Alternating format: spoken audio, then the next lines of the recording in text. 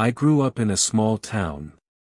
And before I tell you my story, I just want to say, if you've ever felt different, if you've ever felt like you don't belong, then this story is for you.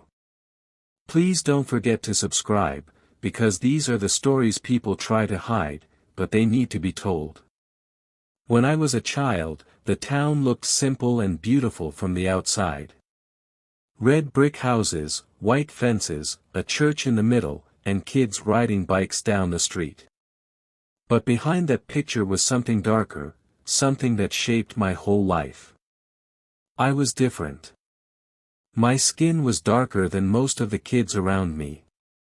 My father had come from another country, and my mother was born here. That mix made me stand out, and in a small town, standing out was never safe. At school, I learned quickly that children repeat what they hear at home. I was called names I didn't understand at first. Dirty. Outsider. Even when I got good grades, even when I played sports, it didn't matter. To them, I was always less. I remember the first time it truly hit me. I must have been 7. We were playing soccer on the field. I scored a goal, and for 1 second, I felt proud. But then one boy shouted, "We don't pass the ball to kids like you." Everyone laughed. The ball rolled away. And I stood there, frozen, with my little chest burning. That night, I asked my mom what he meant. She hugged me tightly, but I saw tears in her eyes. She whispered, "Some people here will never see who you are. Only what you look like." As I grew older, the small town grew smaller. When I went into shops, I felt the stares. If something went missing in school, I was the first one they looked at. If I walked down the street at night, people crossed to the other side. It wasn't always loud, screaming racism, it was whispers, side glances, doors quietly closing in my face. But sometimes, it was loud. At 14, I tried to go to a birthday party. The mother of the boy stopped me at the door. She smiled politely, but her words cut me sharper than any knife. She said, "We don't want any trouble. Maybe it's better if you go home." I stood there, holding the small gift I had bought with my pocket money, my hands shaking. The boy I thought was my friend never even came to the door. High school made it worse. Teachers pretended not to hear the slurs. Friends betrayed me for acceptance. Once, I worked hard on a group project, but the teacher gave the credit to someone else because she said, "It didn't sound like your kind of work." I wanted to scream, but I stayed quiet.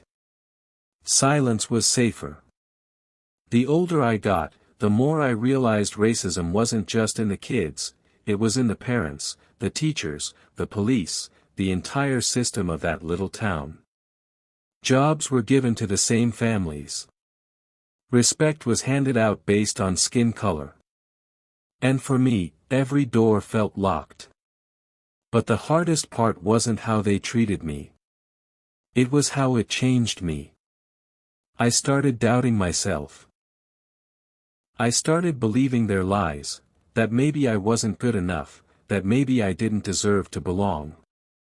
One day, I asked my father why he never fought back, why he let people look down on us.